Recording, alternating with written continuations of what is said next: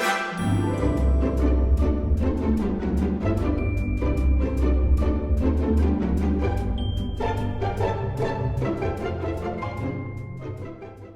everybody, Cindy A. Lewis here. Welcome.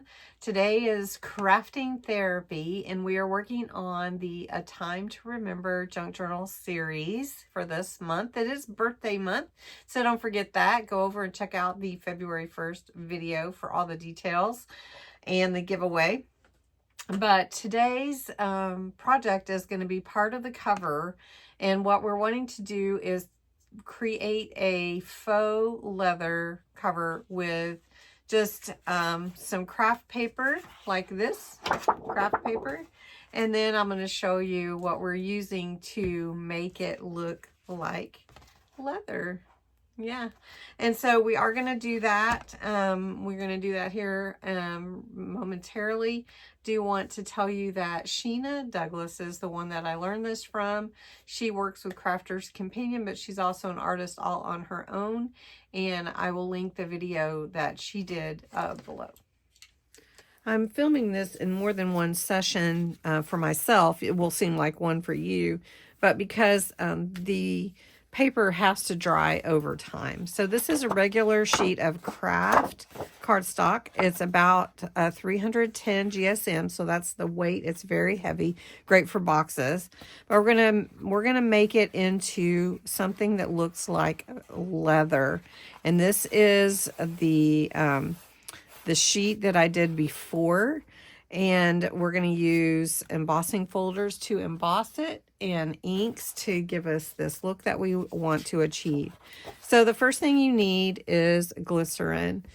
This is, again, for pennies, and this bottle would last you a really long time. I think we got this at Walmart here for about $4 and something, I think, and it's 6 ounces. It's going to last a really long time because you put about 1/6 of it into a spray bottle and shake it up really, really well. And then we're going to start putting it into the paper. In other words, you want the paper to absorb the glycerin and water mixture. And so you just massage it into the paper. And you're just going to keep doing that over and over on both sides until we get it really malleable, and then we can add inks to it and embossing to it. So I'm going to show you really and truly. It's just massaging it into the paper, and the fibers break up a little bit, and they actually, if you can see, this is the paper, but it really actually got a little bit longer just from doing this to it. So you just massage it into the paper, and then as it gets into the paper, then you're gonna take the paper and you'll scrunch it up. Plus glycerin is really good for like your skin and different things, so it does have a lot of medicinal value to our bodies too. But for this paper, it's going to be great to give us that faux leather look. So you just keep doing it, and I don't have a particular time frame that you spend on it. You're just going to keep massaging it into the paper, and then as you do, then you're going to scrunch it up. But you want to be careful. You don't want to tear your paper. So we're going to scrunch it up. You can see that that's making some different crevices in our paper. Now, another thing too is you don't want to rub so hard that you rub the paper fibers off. So you just want to massage it in, and then you'll scrunch it up again. And you just keep doing that until your paper becomes more and more malleable. So let's jump in after it's dried up a bit. All right, so I've let this dry a little bit. I'm going to take my vintage photo and I'm just going to rub over it to give me some shades and dimension.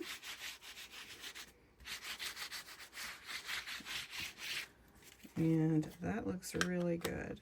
So I am gonna take my glycerin water mix and just spray it over it. Now I'm using Vintage Photo Distress Oxide, so it does react to water. You can see it mixing in with that water mixture with the glycerin. All right, now I'm gonna take walnut stain. Now you don't have to use the colors I use, but this just provides like a little different color to it. And I like that. I like the depth. Now, I am not using this darker side. I'm just using the lighter side today, as opposed to the darker side that I used before. And this looks really good. So I'm going to go ahead and give some moisture to the back. So you can see this can take a few hours, just letting it dry in between and crinkling it up and then using the ink and then your mixture again. But that's okay. It just comes out so awesome. All right, so here we are. Now I'm going to rub that in, and then I didn't use red or any kind of reds on my other one, but a lot of times, you know, your hide or your leather will have kind of a red, so I want to bring in a little bit just to see. And this is a Bordeaux. We'll see. I didn't put a lot, but it didn't take much for this red. So,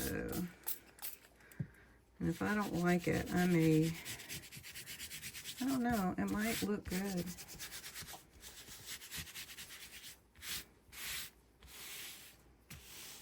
Yeah, I kind of like it. And it's got that effect of, you know, the leather look. I'm going to add quite a bit more of the water and the glycerin to take some of that red. I don't want it to be a prominently red color, but I don't really think I want the green on this one. So we'll see.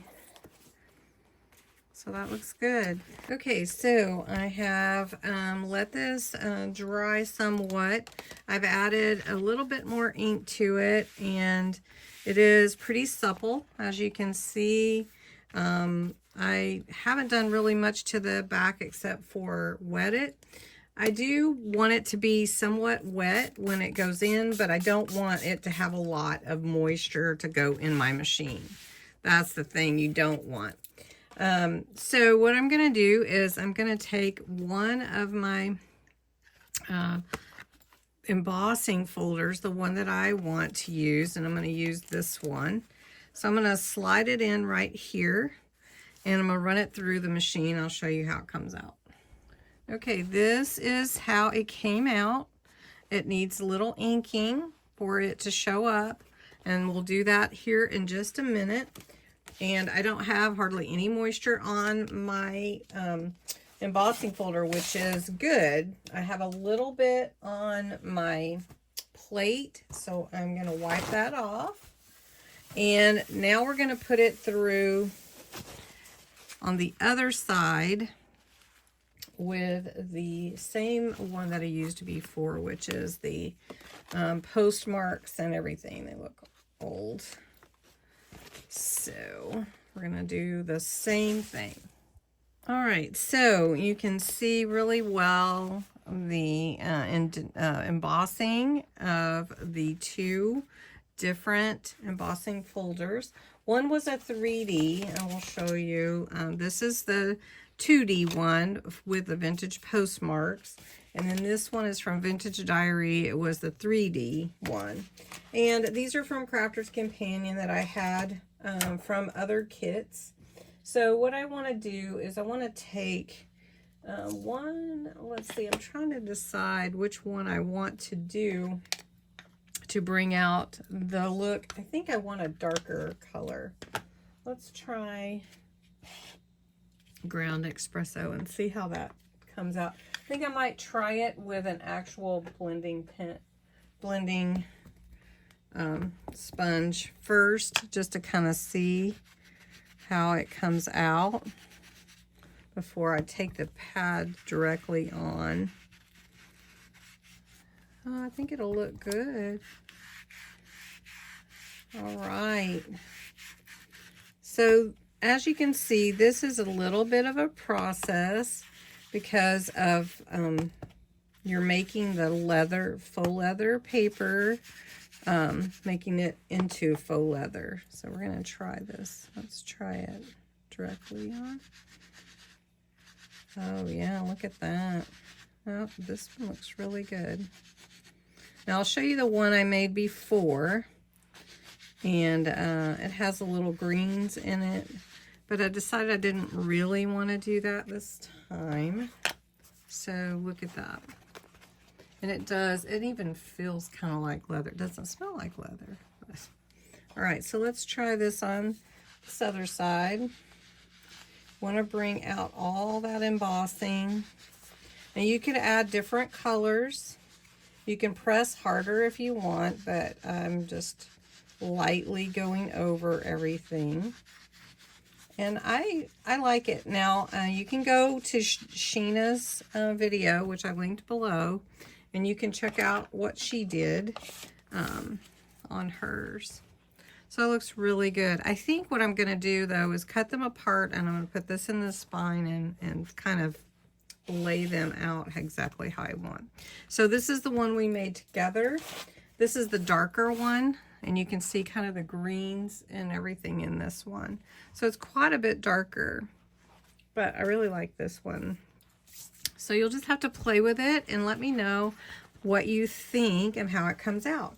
Now the last step is really to spray it with a Mod Podge or some kind of sealer, and that will bring out the shine that you would see in a leather. Now I did spray this one, and it's not too shimmery, but you can see the shine a little bit. So I am going to spray this one, and I will show you how it looks.